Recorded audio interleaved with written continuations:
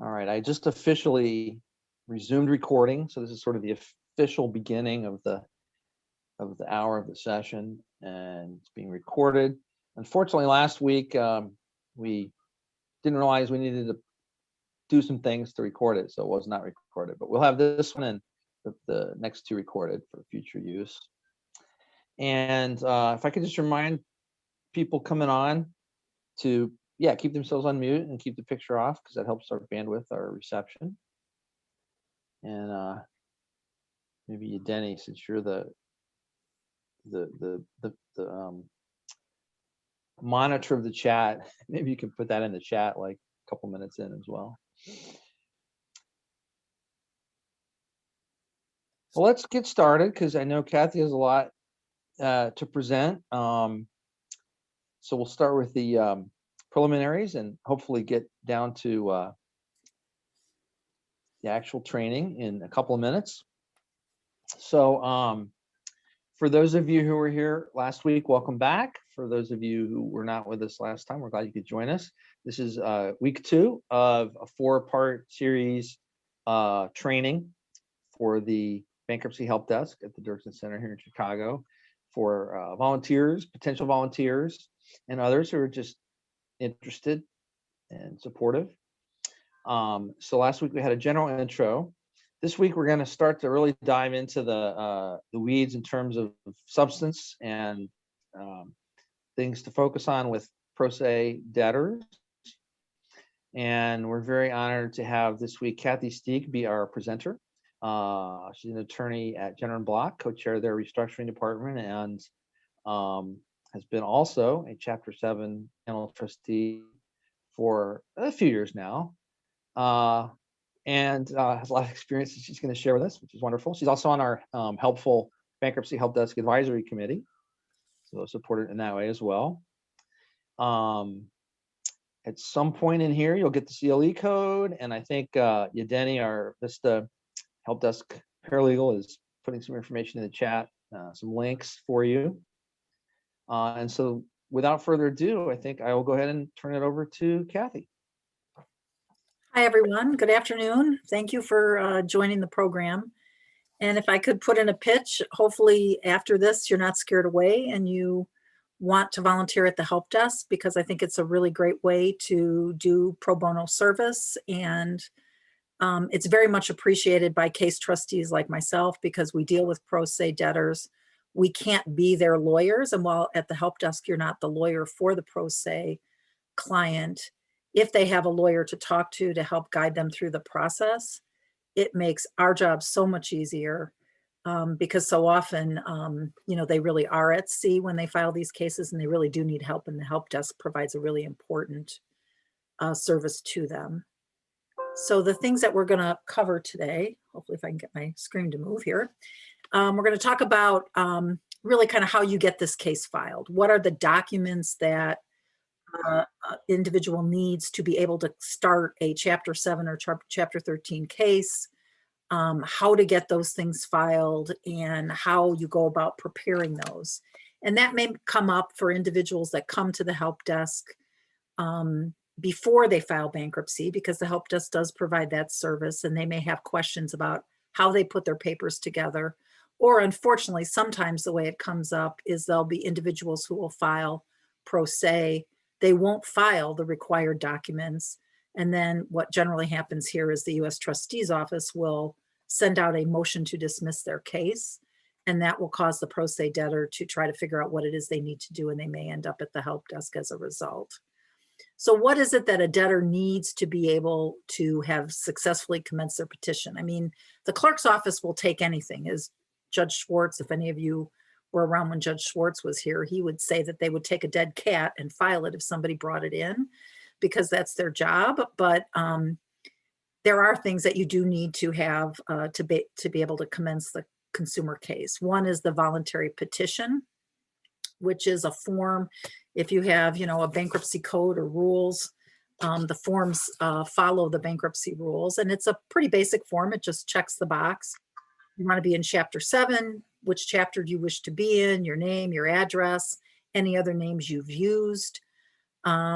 and then your signature that you wish to go forward, and then an indication of whether you think you have any property for your creditors.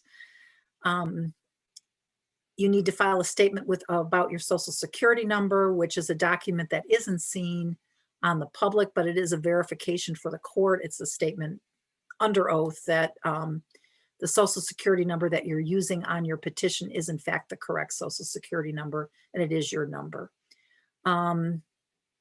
You need to file, if the debtor is in a situation where they've been the subject of an eviction action and they want to stay in their premises, it's a statement that basically indicates they're going to get their rent paid, the past due amounts in the next 30 days. You need to file a list of all your creditors. And this is something that's really important, I think, to let pro se debtors know, because, you know, money is always an object for anybody in the world, but it very much is for people who are filing bankruptcy. And amending your list of creditors triggers another fee that's paid to the clerk. So it's really important for pro se debtors in particular to make certain that they've got a complete list of creditors, so that they're not having to pay additional dollars to get notice out to folks. And that's really something to make sure they understand when they come in and talk with you about what they need to do to file their case. And then if they want to waive the filing fee, that is something that they can do by filing an application. And if they qualify with regard to the income levels, they may, you know, be able to get their filing fee waived, or more commonly, they may be able to pay in installments. They can pay in 4 installments, but they have to make those payments. And it's important to let folks know when they're asking to pay by installments that it's important to pay by the due date, because the court will issue a notice of dismissal and they'll have to come in and explain why their case shouldn't be dismissed. And the court really doesn't have any discretion not to dismiss the case if the filing fee isn't paid. And I know last week you talked about some of the basic things that you want to talk with about a client before they consider bankruptcy. Is bankruptcy right for them? And even if someone comes in a panic, wanting to file that day, it is important to kind of go through what it is they're hoping to get out of bankruptcy. Have they been in bankruptcy before? Are they really going to get the discharge? Are they within the 8 years? Things of that nature, so that they're not filing these forms and paying a fee for no good reason because their case ends up getting bounced. In addition, a couple of other important things. First, credit counseling. You have to do that credit counseling. Has to be within 6 months before the bankruptcy. This is a good idea to file this with your petition rather than waiting for the 14 days, because, you know, the U.S. trustee, others will look, and if that credit counseling certificate is not on file, they run the risk of having their case dismissed and losing whatever they've paid on the filing fee. You need to file your schedules, and we're going to talk about what goes into those. There's a summary form that gives information about assets and liabilities. The debtor has to sign these schedules under oath, under penalty of perjury, and so that's important that they be as accurate as they can be. Statement of financial affairs, they have to answer certain questions about their income and what they've done with any gifts or things of that nature that they've made. And then the means test forms, which are complicated for lawyers to fill out and are doubly complicated for pro se individuals. So you may get a lot of questions about that. A debtor can get an extension of time to do these things, but it's generally a good idea for most individuals to get these on file with their bankruptcy filing, because the U.S. Trustee's Office is very good about getting motions to dismiss on file if these things aren't with the court within 14 days of the case filing. In addition, there's things that they have to deliver to the case trustee, and this is where a lot of pro se debtors will not comply because they're not aware that this is something they have to do.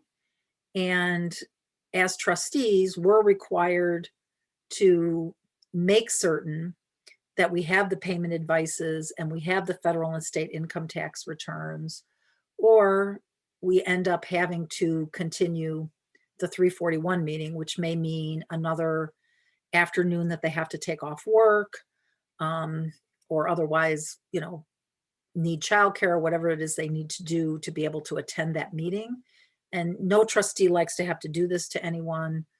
Personally, I will let people fax the materials to me after the meeting or email them, but not every trustee does that. Some trustees will insist that they come back to a second meeting if they haven't provided this information before the first meeting of creditors. And I should step back. I think probably most people have some bankruptcy awareness, but the trustee will meet with a debtor at what's called the first meeting of creditors that gets set when the case is filed. And the trustee has to have 60 days worth of pay advices in hand by that 341 meeting, and has to have federal and state income tax returns for at least the last tax year before the filing. That's, it's been a requirement since 2005. And so it's important to remind debtors of that if they come to you and they ask you for help in filling out their petitions and materials to file a case. The other thing they have to do is a statement of intention. And what that document is a statement indicating if they have a car, for example, with a lien on it, do they want to keep the car and work out a reaffirmation agreement with their creditor? In other words, agree to continue to pay on that car, or do they want to give the car back? And oftentimes pro se debtors may not file the statement of intention, which can lead to the creditor being able to take the collateral and find them in default post bankruptcy. So it's important that if a debtor does have a car, personal property, anything that might have a lien on it, that they do file this statement to indicate what it is they want to do with that. And there's counseling that you may want to provide to that party, that individual, about whether they really do want to keep the car or whether they do really want to keep whatever it is that they have a lien against, because it's as if the bankruptcy didn't happen. They're going to have to continue to pay. As a pro se individual, they're going to have to appear in front of the court, and the court's going to have to be convinced that it really is something they can afford and it isn't going to create an undue hardship for the debtor.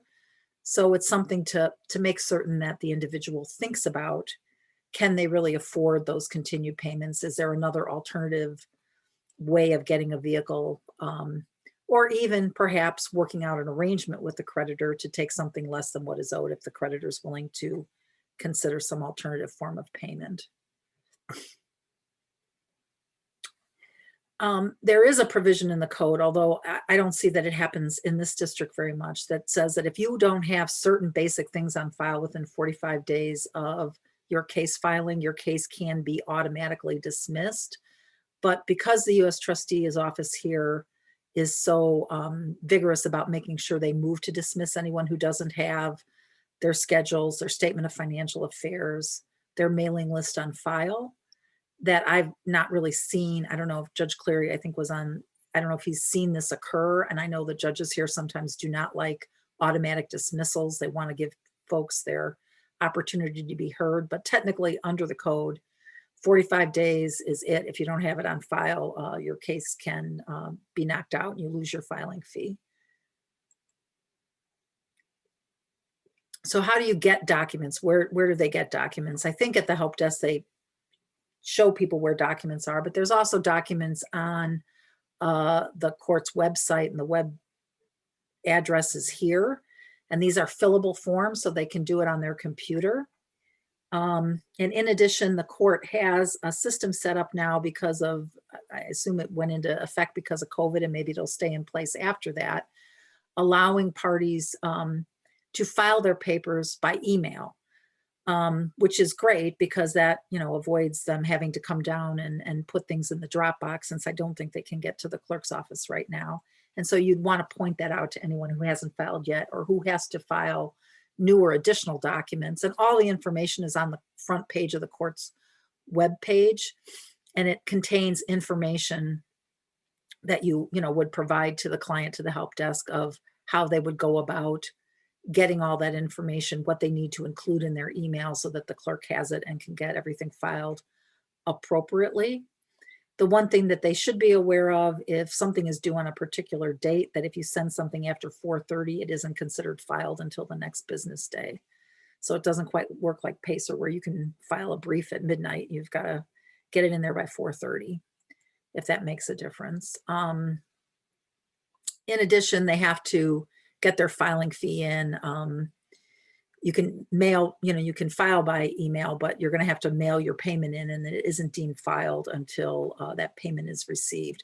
So that may be where a filer, might, if they're concerned about getting their case on file, need to go down to the clerk's office and get that, put in the clerk's drop box so that they know they have it the next day. So talking about, and if anybody has any questions, please just feel free to jump in. But now talking about how we fill out these forms. And, from a trustee's perspective, so many pro se debtors, particularly those who do not talk to anyone, really don't fill out their forms completely. They probably really don't understand them fully. And it is not uncommon to have a pro se petition. They file their schedules, but they don't put anything on them. And, that's just inherently not credible. If you think about it, they obviously have clothes on their back. They may have nothing that any trustee would ever take or sell. Everything they may have may be exempt, but they still do need to fill out those forms because they're filing them under penalty of perjury. Someone could argue that, they're not correct when you just don't show anything. When you do, everybody has some property that would show up on schedules. And so it's important as you work through these forms with individuals when they come in and ask you for help to really kind of drill down with them and talk with them in their language and language they understand about what it is that they own or they don't own, and get some form of a description of what it is they have down on that paperwork so that it can be viewed as having been, filled out correctly. Because I can tell you there's so many pro se debtors who just have nothing for pages and pages on their schedules. And, you end up at the 341 meeting as trustee kind of helping them fill them out and then requiring them to go amend their schedules and do a lot of work after the case and then come back to show that they've done it, which, obviously it's best if they can get all that done in the first instance.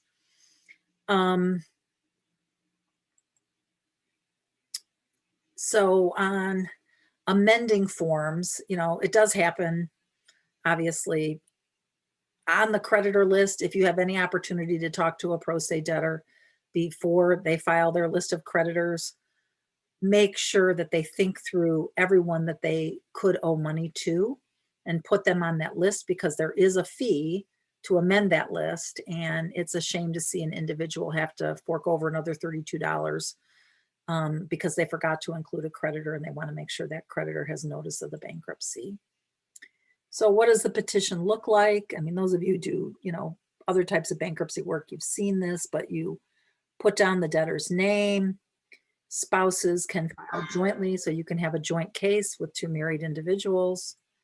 Important to put down any name someone's used in the last 8 years, a maiden name, or if they've had a change of name. Get the last 4 digits of their social security number in there and get that in there correctly. And if the debtor uses an EIN number, some individuals do, they should include the last 4 digits of that. And it's really, really important because there is some monitoring of this, that people put down accurate social security information. I had a case where I got appointed to represent an individual who put down a social security number that she had used for years, but was not actually her number. And, that caused a lot of problems for her with her case. She was pro se, and you're better off not filing bankruptcy if that's what you're going to do, because you're going to bring yourself into the light of the government. So it's important to stress you've got to put down your social security number. And if you don't have one and you just have an EIN number, that's what you put down. Address of where the individual lives. It's important.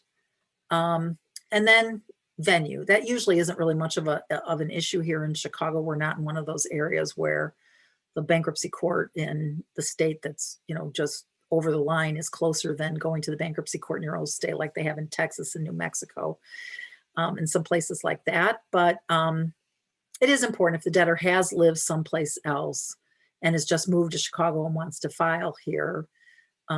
Technically, they may have to wait a while to have correct venue, although venue is always a discretionary thing, and it may be that people don't object to the venue.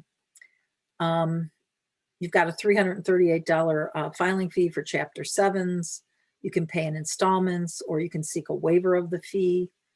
But again, it's important, if you're going to do either of those two things, you're going to need to be at a hearing on the waiver of the fee. I've seen pro se debtors ask to have their fee waived, and then I'll get a call from them wanting to know why I, the trustee, haven't waived their fees. And I have to explain to them that, I don't do that. It's the court, the judge that does that, and they were required to appear at a hearing.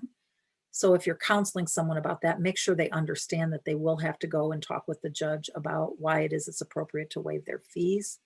And if they're going to pay in installments, it's very important that they pay their installments, because I know I've gotten many of those calls from pro se debtors as well, not understanding exactly where the money's supposed to go, wanting to send me the money.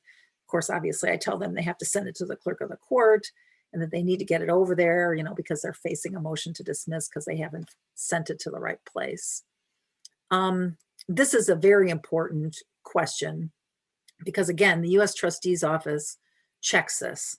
And if they find that someone has filed bankruptcy in the last 8 years, they will go in and seek to have their discharge denied and, the case dismissed. So making sure people understand the timing of when they can file again to get a discharge is important, and then filling this out accurately, because again, it is something that before, the trustees even meet with the individual at the 341 meeting, the U.S. Trustee's Office and their staff figures that out and will take action if the case has been filed too recently in relation to the prior discharge. And then here is if you rent and there's been an eviction, indicating whether you're going to try to pay what's owed within the next 30 days, or indicating that there is no eviction that's pending. With credit counseling, pretty much everyone has to do this unless you are in military service, or there's some disability that would absolutely prevent you from doing the credit counseling, yet would still allow you to be a debtor in a bankruptcy case. And so you need to complete that. There are services that are available for the individual to do that. And I don't know, Dan, does the help desk have a list of those where they can go and get that done? I think there is on the court's website, and they want to get that certificate and have that on file at the time they file the case. Yeah, I think I mentioned last week, right at the end of our instruction packet, which is like our Bible. Well, the binders are Bible. So the instruction packets, I don't know what it is, but it's the document we get to everybody with basic instructions. And right at the very top, it says you got to do your credit counseling. And at the back, it has a list of all the approved credit counselors and contact info. Mm-hmm. Yeah, this is important, because it's a shame to pay your filing fee, not do this, and then end up losing your filing fee and having to start all over again. Okay, so here, this goes into the means test. What does it mean to have primarily consumer debts? If you are a debtor who has primarily consumer debts, that means the means test applies. If your debts are primarily business debts, then the means test does not apply. So what's the difference between a consumer debt and a business debt? Basically, consumer debts are debts that are incurred for personal, family, or household purposes. So it's, the purchase of your car, the purchase of your dishwasher, your credit cards. In the rare instance where you might have a pro se debtor who's been in business on their own, it's possible that they use their personal credit cards to fund their businesses. If that's the case, then you do want to look and see how much of that debt was related to that prior business, and they may be able to avoid the means test. But you have to check a box that indicates whether you think your debts are primarily for your personal use, which is most of your pro se debtors, or whether or not they would qualify as business debts, and an investment portfolio, or money that you spent on a credit card for a business that they happen to run. This one is also, I think, tricky for pro se debtors, and it seems sometimes like they don't fill it out, but you're supposed to indicate whether you think there's anything a trustee would sell beyond what's claimed as exempt that would be available for creditors to receive. And the reason for that is the clerk uses that if the box is checked yes, then they're going to automatically set a bar date for creditors to file claims. If it's checked no, then it's up to the trustee to get that date for creditors to file claims set if he or she finds assets. I would venture to say that anybody who has any significant assets, generally probably is not going to want to file pro se. They're going to want to have a lawyer because, they're going to have interactions with the trustee that may be more involved. If you get somebody like that, you should probably really encourage them to go hire a lawyer. If they've got assets, they can afford one. So I think most pro se debtors, the answer to this question is going to be they won't have any assets available. And then debtor has to sign. Important to remind them about all of this here in terms of what the effect of signing this is. They have to be telling the truth. If they're not telling the truth and that's discovered, there's penalties associated with that. And the U.S. trustee often, in conjunction with the U.S. Attorney's Office, will make examples of people from time to time to make certain that people report accurately, because this is like filing a tax return. It's a self-reporting situation. And so just like the IRS, audits people randomly to make sure everybody stays honest, there is review of that to make sure debtors stay honest. And, there is some slack given to pro se debtors if they're honest debtors and appear to be honest if they make a mistake. But again, it is a serious thing to file bankruptcy, and there are repercussions if there are things that are wrong in your papers and someone decides you did that intentionally. So it's important to make sure they understand that.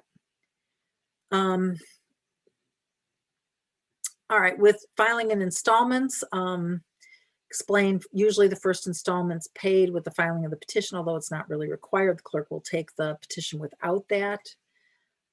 If they have been repeat filers and didn't pay in the last case, this request may be denied, and it's 4 installments over 120 days, but you can go up to 6 months if the court wishes to extend that for cause.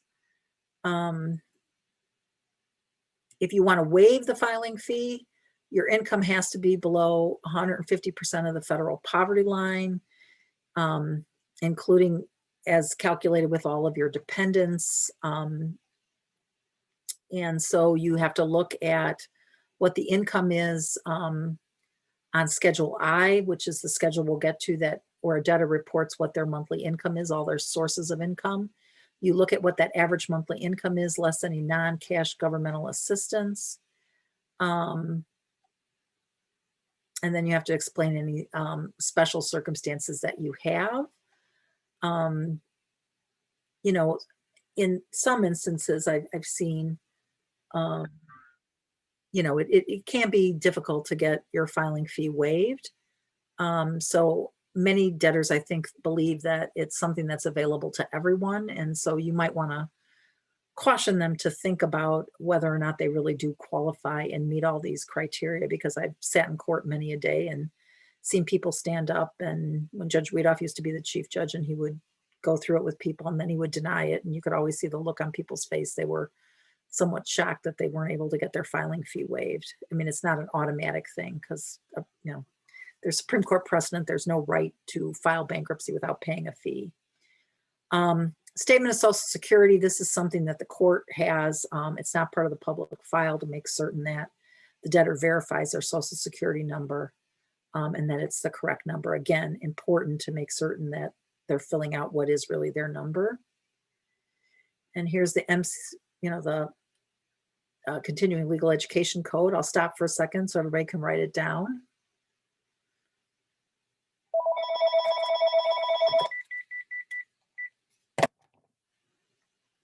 All right, hopefully everybody got that. So the mailing list is the mailing matrix. You have to put down all of your creditors here. Again, important to get all of these people listed so that you don't have to amend. And you are including basically everybody who you're going to later list on the schedule. Schedule D is for secured creditors, somebody who has a lien on some asset of the debtor. Schedule E are creditors who have a priority, taxing authorities, payments that you might owe for child support. And Schedule F is unsecured creditors. And then Schedule G and H are lists of executory contracts and any party that you would owe money with. So if there's a guarantor on the debtor's debt, or if the debtor has guaranteed someone else's debt, and executory contracts are leases, any ongoing agreements that the debtor might have. For most debtors, it's probably a lease for their home. So Schedule AB, Schedule A is the real property schedule. If they own a house, if they own a vacant lot, sometimes I've seen people who have that. Even if they own, what I've seen that's very common with a lot of debtors is a family member will die, the parent, mom or dad, there's 6 or 7 siblings, they own a fraction of that. They need to list that. Even if they're not living there, even if somebody else is living there, they need to list that. List a value. Most debtors are going to figure out their value by going online and looking at Zillow or any of those services that will figure out what value is. Maybe they're going to use their real estate tax forms, but probably better to use one of the online services, since the tax appraised value isn't necessarily really the accurate value. And then they have to disclose like what it is they own. For most of these debtors, if they own any real property, they're going to own a fee simple interest. They're probably not going to have,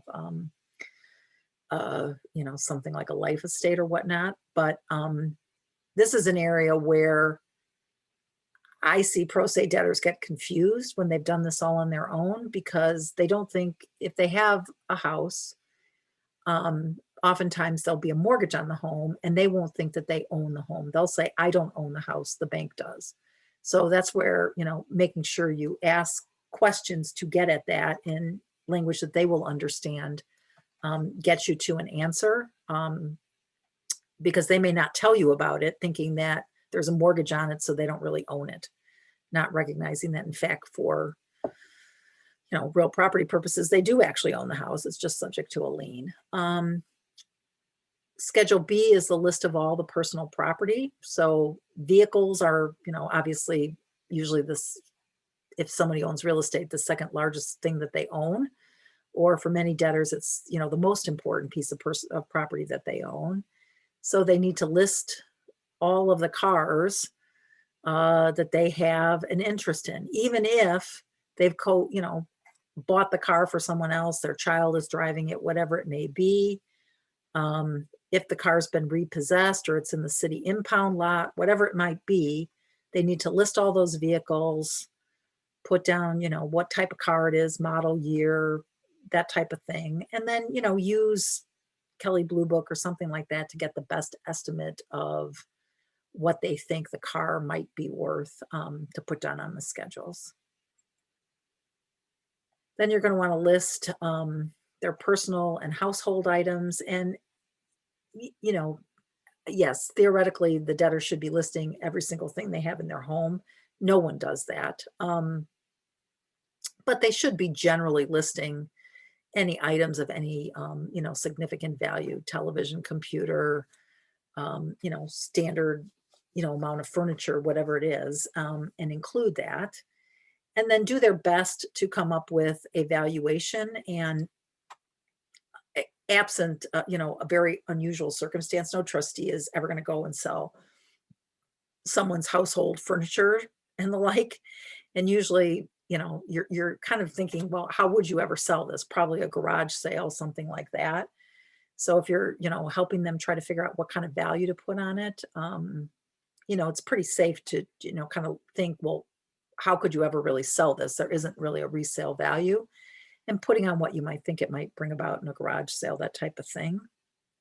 And nobody's going to question a pro se debtor. Now, if they have have a valuable antique or something like that, then that they do need to disclose. That's where you can get in trouble, I guess. But for most pro se individuals, the type of personal property they might have in their home is not probably something that the trustee is going to spend a lot of time looking at or paying attention to. And so here's like some examples of how you would fill this out, and the kind of detail that you would show, or that a debtor should show.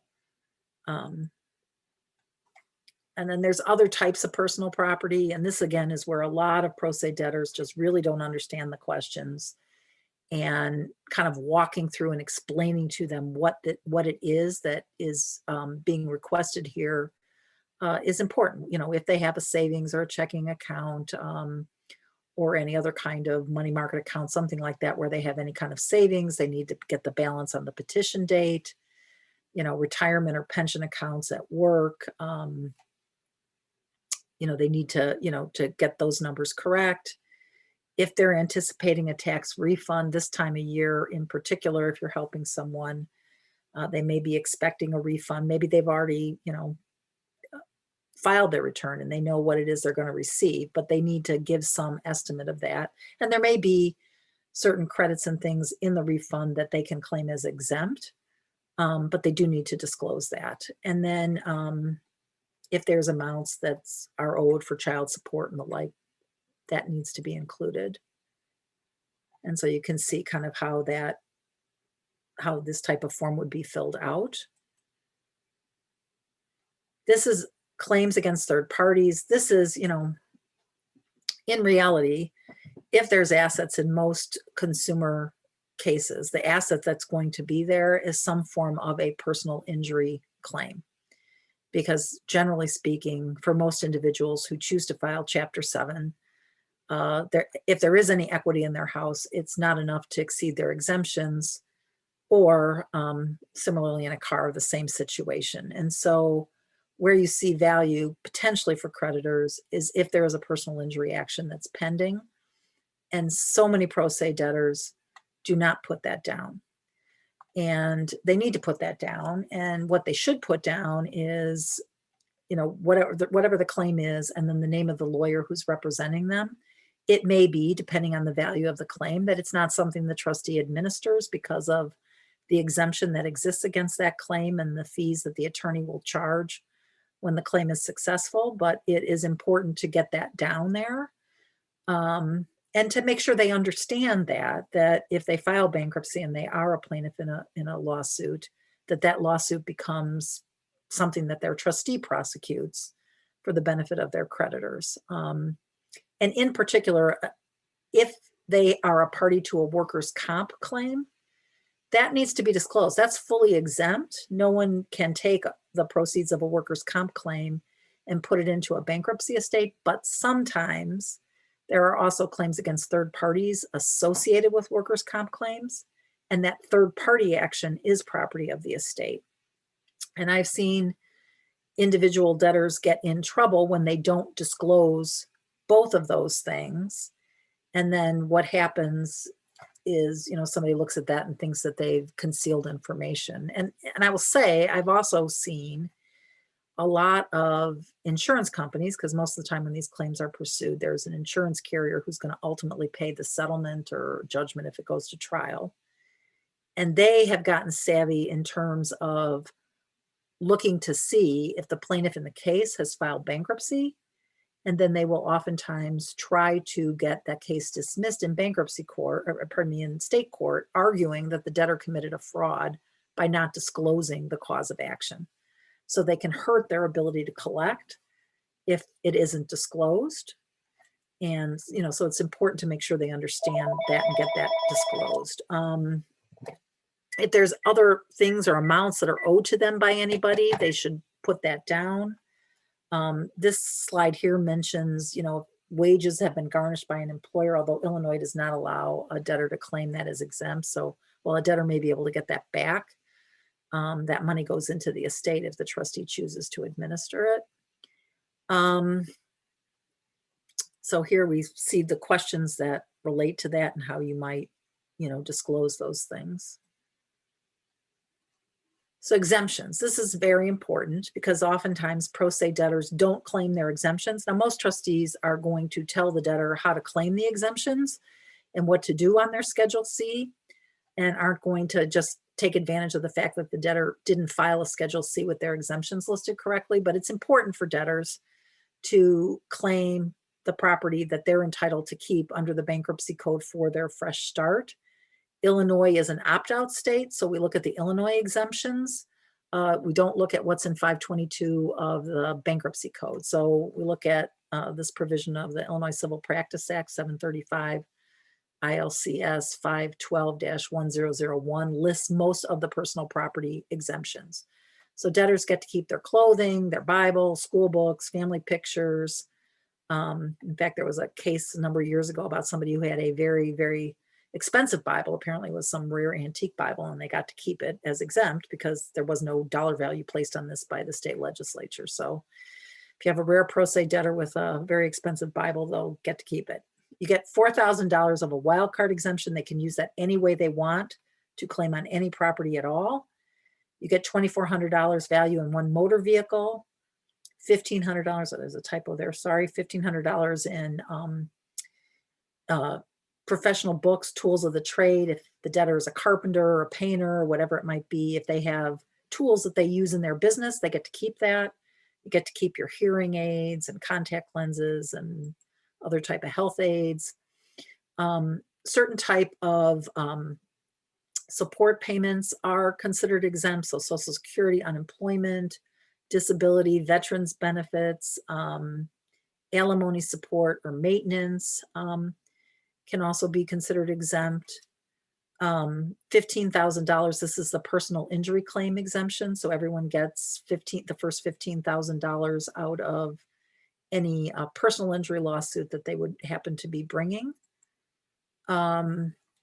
Life insurance policies or annuity contracts, when the party who is the beneficiary of that is a dependent of the debtor, then that type of policy would be considered exempt if it had any cash value in it. And then retirement plans, including state retirement plans, if it's a police officer, teacher, somebody who's under a state retirement system, along with any of the federal plans, are all considered exempt from collection in Illinois if they are set up under the particular code and state provisions for those plans, or if there's a good faith effort to make them comply.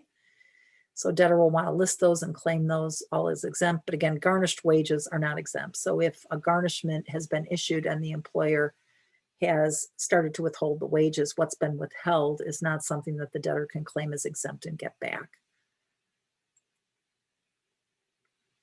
All right, so then we've got Schedules D, E, and F. And what's important here is to make certain that you get every creditor on the list and get every creditor's correct address on there. And the reason for that is you want those folks to know that the individual has filed bankruptcy, because then that gets them put into a bankruptcy database and they stop dunning the individual for collection on their claims. If you don't put the correct address down, don't have the information right, then they're going to continue to be hounded by those creditors. And, you know, one of the points of bankruptcy, which is to get all that off your back, kind of goes away. So it's important to make certain debtors understand that they do need to get that filled out correctly.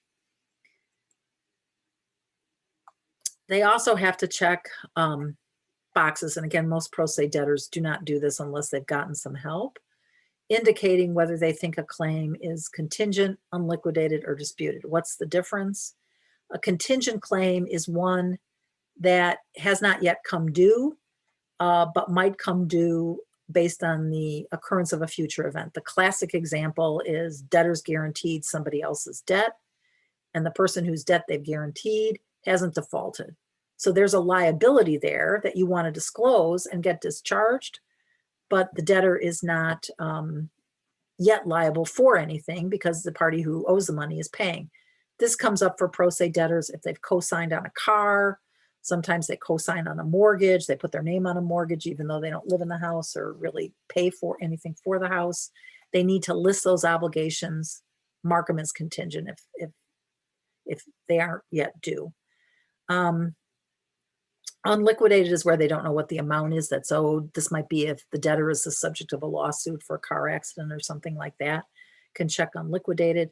And then if they have some dispute about the debt, they don't believe they owe it for whatever reason, they can check the box as disputed. And you can see here how the form looks that gets filled out. It's pretty straightforward in terms of how you would go about doing that, but the debtor undoubtedly would need some help in terms of understanding how to fill out those boxes to know how to specify a particular debt. And like I say, a lot of pro se debtors just don't check those boxes, which is fine. I mean, if they don't, then they're basically agreeing that that's what they owe. In terms of secured claims, you want to go through with the individual every type of thing that could conceivably be a secured claim against any of their assets. So mortgages are obvious.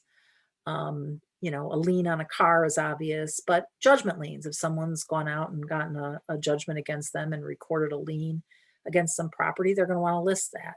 If there's a garnishment, that creditor has a secured claim in the wages that got withheld. If there's a security deposit with the landlord's got a secured claim, then they belong on Schedule D. If there's a tax lien against them for not having paid, you know, taxes. This could come up if they have a car loan and they have a bank account at the bank that financed their car. If that's how they have their car loan, you could see a situation where the bank has a right to set off against that account. You know, land installment contracts, rent to own contracts, anything like that, where the party who is selling the property to the debtor is really treated as a secured creditor, you'd want to include on Schedule D. And you can see what Schedule D has. It again has this contingent unliquidated disputed aspect to it. It has different ways of describing what the lien is, including other if it doesn't fit any of these categories. And here, what you're going to want to have is the amount of the claim, how much you owe, the collateral that supports the claim, what is the value of that collateral, and then explain to the debtor that the unsecured portion is the difference between these two if the value of the collateral is less than the amount of the debt. So basically how much you're underwater. I will say one thing that pro se debtors should not do, but a lot of the consumer attorneys do it as well, is let's say wife files, they own a house, husband doesn't file. They'll take the value of the house and they'll cut it in half, but then they'll show the full mortgage. And probably really doesn't matter because most people hold their houses in tenancy by the entirety if they're married, and that would be fully exempt in any event. But having said that, you know, and whenever I see that, I ask and I eventually ascertain that they're not actually showing the full value of the house. Even if they co-own something, they shouldn't split this in half or a third if it's 3 people or whatever it is. They should put the full value in. And obviously indicate that there's a co-owner of the property if that's what the circumstances is. And in particular with houses, I don't think we talked about the exemption for real estate, but Illinois has a $15,000 exemption in real estate, but tenancy by the property held in tenancy by the entirety is fully exempt as against any creditor of just one of the 2 owners. So most of the time that property can be protected. And in most circumstances, I've never had a pro se debtor where there was any issue about the real estate. $15,000 of exemption is more than enough to protect them if they have a mortgage on the property, because what a trustee is going to do is the trustee is going to say, okay, I've got to pay $15,000 as an exemption. I've got to pay off the mortgage. I've got to pay off any accrued real estate taxes that exist through that point in time of a sale. And then they add on typically 10% to reflect the broker's commission and the other costs that go into getting a house sold. And when you do all of that, generally you have to have equity in the $45,000, $50,000 range to even make it worthwhile for a trustee to sell the property and actually realize something for the benefit of creditors. And so there's really no reason to play a game of cutting the value of the property in half. Schedule E, priority claims. These, for most individuals, it's going to be if they owe any taxes. Those are probably priority claims, although not all tax debts are priority claims. They have to be last due within 2 years before the filing, certain type of income taxes and the like. Domestic support obligations are priority claims. So if the debtor owes alimony, child support, maintenance, anything along those lines, that's going to fall under Schedule E. It's really important. Trustees have to send out a letter to the spouse or ex-spouse or mother of the child or father of the child, whoever's receiving the support. We have to send a letter under the code to that individual telling them about the bankruptcy filing, plus a letter to the state. And so many debtors will file and they won't have that information. And then I have to have the pro se debtor come back or get me that information after the filing, because I have a statutory obligation to notify those parties. And so it's important to get that on the schedule is the bottom line, or they'll have some difficulty with the trustee and have to have filed up. And so you can see here how this is all filled out. Again, pretty straightforward. Okay, then with Schedule F, you're going to want to list all of the debts, even if they think somebody's written it off. You want to be as complete as possible here to make certain that they give notice to all of their creditors and that somebody doesn't come back 3 years later and say, well, I wasn't on the bankruptcy, I didn't know about it. The debt's still going to be discharged, but it's going to create a hassle for the individual. So they need to be as thorough as possible and list every claim, whether they think the creditor is still trying to collect it or not. Different types of debts that they may have: credit cards, obviously, utility bills, payday loans, rent that's owed, or past due rent of a place where they left and didn't complete their payments, anything that might be owed under any contracts that they might have with someone to purchase property or whatever it might be. They need to get that on Schedule F and be as complete as possible. You've got leases, automobile leases, rent to own contracts. All of these things can create debts, and you'd want to walk through with the individual what type of obligations they have to make sure they're complete. Co-debtors, this is probably going to be a spouse if the spouse isn't filing with the debtor, or if they've co-signed for a family member. These are the two typical situations that you might see on a consumer debtor's filing. So Schedules I and J are their income and expense schedules, and it's important to fill this out because if it's filled out in a way that raises questions for the U.S. trustee, there'll be an assistant case analyst in the 341 meeting room asking the debtor a lot of questions. Will probably make a pro se debtor very nervous if that happens. Not that they're mean or intense in their questioning, but they'll see, because when we go back to live meetings, they'll see that that's a rare occurrence and they'll wonder what they've done wrong. So best to get this filled out so that there are no questions. So what do you have to do? You have to include your income for both spouses if it's joint, one spouse if it's individual. You use the average monthly income as of the time the form is filled out. If there's, other type of seasonal work or things that they receive, they should include that. And so you can see, you're going to put down here the wages that they receive.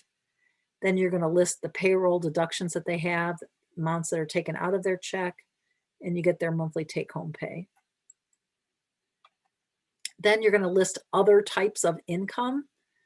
Typical would be some type of family support payment, alimony maintenance support, something like that. There may be benefits that they receive here. This example is showing SNAP benefits, child care assistance, that type of thing. You're going to want to get all of that listed. And then you're going to get to a net number on expenses. And this is where, again, the U.S. trustee will often come in because they have questions about this. You're going to want to list all the dependents, their ages, if they reside with you.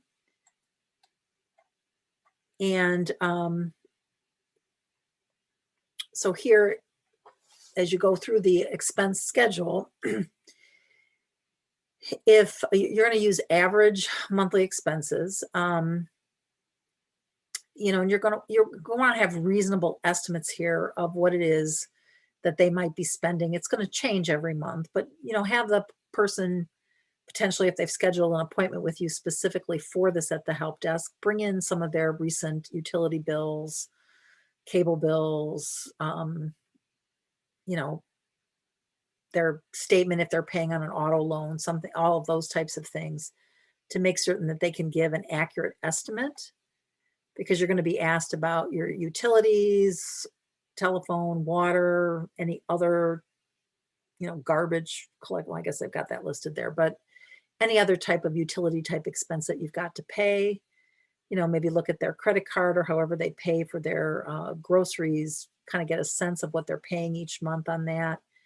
If they're paying for tuition or daycare, they're going to want to, you know, have that filled out. What their average medical expenses are, you know, deductibles, or if they have something that isn't covered by insurance, what they spend for bus fare, train fare, or gas if they're driving to work. Do they regularly make religious or charitable contributions, which are allowed to be made? Get all that filled out. And then if you're living with, if the person's living with someone, if they're sharing expenses and sharing income, then you're going to want to include their expenses, but you're also going to want to include their income on Schedule I. So you can't put down the expenses of a party who's living with you if you're not including what they're contributing to those expenses. So you need to note that on the schedules, or you may get some questions about that. So the summary of schedules basically just carry through the information that you filled out in terms of what the total value is of all of the property and the totals of all of the creditor amounts. And this is done by the court for statistical purposes. And then the debtor has to sign all of this under penalty of perjury. And statement of financial affairs contains a number of questions. I know we're kind of running over here and there's a lot to cover, I guess, in this slide, sorry. You need to include answers to all these questions. Past income, what has been their income for the last 2 years? If perchance the pro se debtor is operating their own business, they need to report what the income was from that business. Is there any other type of income they receive? Typically, generally is going to be Social Security or unemployment or alimony, pensions, things of that nature. They're going to need to fill that out. They have to list everybody they've paid prior to bankruptcy. And here again, you have to distinguish between a pro se debtor who has primarily consumer debts, which is going to be, I would assume, most of the pro se debtors, it's usually the case, or are they business debts? If it's not primarily consumer debts, in other words, their debts are related to a business, then you list anybody who you paid more than $6,825 to or more. But if it's consumer debts, then you've got to list any creditor who got $600 or more. And it's not limited to people they voluntarily paid. It's anybody who obtained payment from them, such as through a garnishment or the like. So you're going to want to ask them about that. This is, again, is a part of the schedules that 99% of the pro se debtors do not fill out.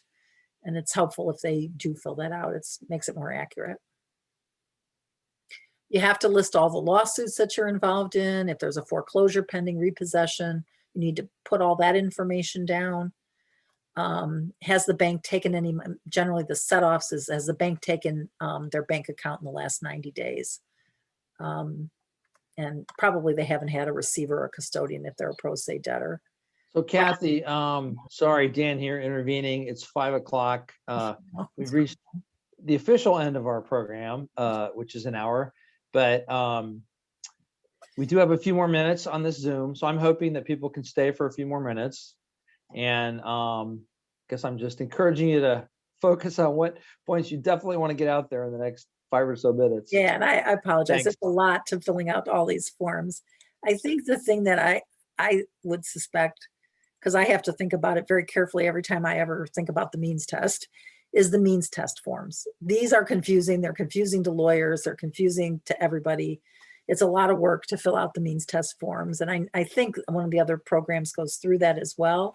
But the debtors have to, most pro se debtors are going to have primarily consumer debts. That means they're going to have to fill out these forms.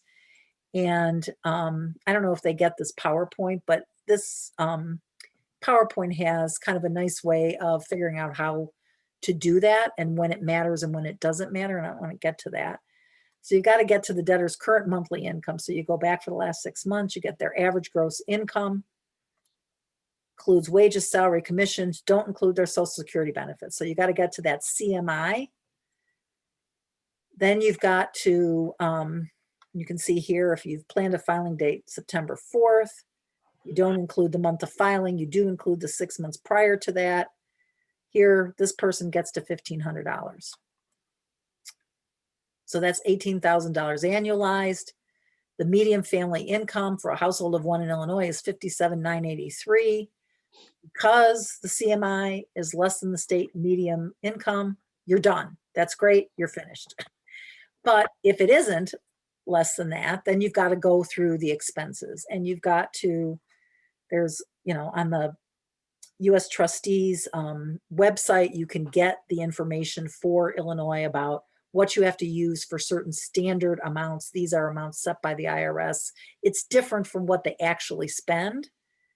And you've got to go through and figure out what their allowed expenses are so you can subtract their monthly income from their allowed expenses to get to their disposable income. And you flunk the test, meaning that there's a presumption of abuse unless there's a reason why the court should allow you to proceed. If after you deduct the disposable income from the current monthly income, the number is $8,175 or 25% of the unsecured debt, whichever is greater, if it exceeds that, or if it exceeds $13,650. If they've got $13,650 available to them in any given year, then you're going to have to be filing a Chapter 13 case. You can't file Chapter 7. And these forms do get looked at by the U.S. Trustee's office, and they will come in and they will ask questions. Generally, in most cases, they will conclude that the individual just didn't know what they were doing, didn't fill it out. There was a good reason for why they had something on there that caused the U.S. Trustee to have questions.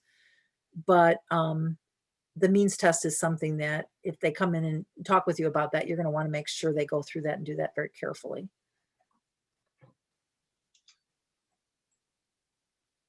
And so here's an example of it.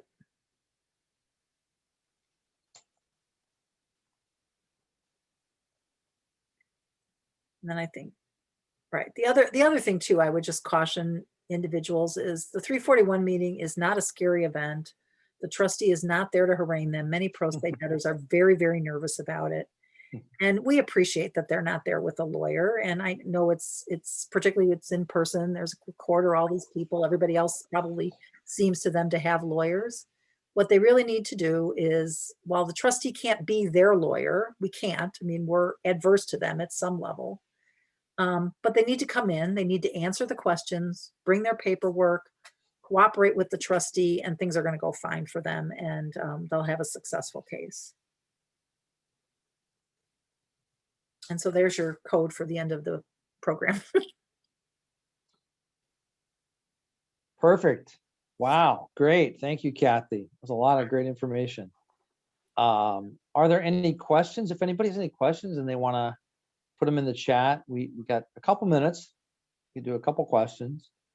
Otherwise, we'll wind down and finish things off.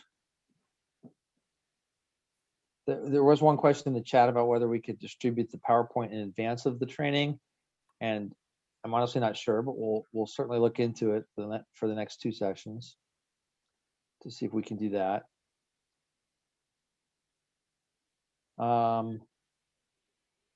Let's see. So here's a question from one of our current volunteers. All right, it's a bunch of questions now. So I had a client recently who had a car that was totaled, but she still owed money on the note. Should that debt go on D or E and F? Well, if it's total and it's worth 0, I would put it on D and then put the value of the collateral at 0 and it's completely unsecured. And then I think when you list that on D, you're still going to list the unsecured debt. Is that right? Right.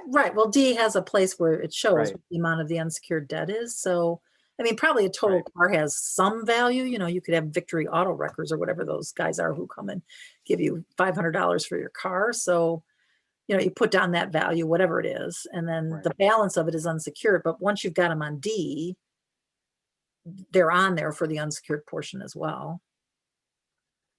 So someone wants to know what percentage of fee waivers applied for are granted.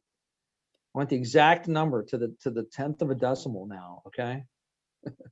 I think maybe Judge Cleary would have to answer that. I don't know. I have to say, most of them seem to be denied when I used to be able to see them happening over in court. Yeah. I think one thing I would say, we mentioned this, I think last week, sometimes pro se debtors have their fee waivers denied, but that's because they haven't filed the I and the J yet. And so we help them, file a motion to get all the information in front of the judge. So the judge can then see, they're only on SSI, that kind of thing, and that they're Right. entitled to a fee waiver. So there's some people you just got to do a little more work to get that fee waiver. Mhm. Yeah, Dan, I'll just jump in and comment on that one question, because I did have a broader comment too, based on some of the comments Kathy made earlier. And that was a great presentation, Kathy. Thank you very much. And with respect to the fee waivers, I can't answer every judge's percentage, but I can say that generally, yes, it's not a high percentage that get granted a full waiver. It's more likely that you'll see a installment payment. But the more important thing, or equally important point I was going to make, is that, as you state, Dan, a lot of times there's deficiencies in the application or other reasons that they're called in if they want to go on an installment plan. And many times a high percentage of the folks don't come into the hearing. They get the notice in the mail that there's going to be a hearing on that, and they don't show up. And then, as Kathy either stated or inferred, their case gets dismissed ultimately. There's not much discretion the court has in not dismissing the case at a point in time where they don't make the installments. And therefore, I would counsel that the folks should emphasize to the people coming in that, filing the case is the biggest step perhaps, but almost an equally important step is to make sure when you get notices from the court to come on in and at least figure out what's going on, show up for the courts, especially now that we're on Zoom, that you can show up and hopefully avoid getting your cases dismissed. Great. Thank you for that. Same thing with the documents that Kathy mentioned. There's not a lot of discretion if the documents aren't filed, so don't ignore a notice that your case might be dismissed, or let the folks, the debtors, know that they should at least respond. There's always a way to fix the documents, most likely or not, to get them filed, but if they just ignore it, the case is going to be dismissed. Right. Thanks. Someone else asked about if the bankruptcy court has preferred addresses for large creditors. I think it's really an issue of whether the creditors themselves have preferred addresses, and some of them do, and we try to keep track of those in the help desk, Mhm. to put on the petitions. Right. One other thing too that I always tell debtors is they got to remember that education course, and I think that folks at the help desk do that, but they don't get their discharge, and then they have to reopen their case to get their discharge once they do the educational course. So I always just try to say that to people at the end of 341 meetings as a matter of course. But it does seem that I think the help desk is doing a good job of letting people know that, because most people seem to have done it now, whereas a year or so ago they were, not doing it. Thank you. We try. Yeah, I think it's one of those things where you have to remind someone about 7 times before it really sinks in. Well, thank you so much, Kathy. That was wonderful. And yeah, everybody will get the PowerPoint, or I guess there's the link in the chat to the PowerPoint, so you can get that. And then we look forward to seeing hopefully everybody next week for the Chapter 13 plan presentation from Yannick Polycarp. And on that, I'll just say thanks again, Kathy, and thank you all for attending, and hope to see you next week. Bye-bye. Thanks, everybody. Have a nice evening.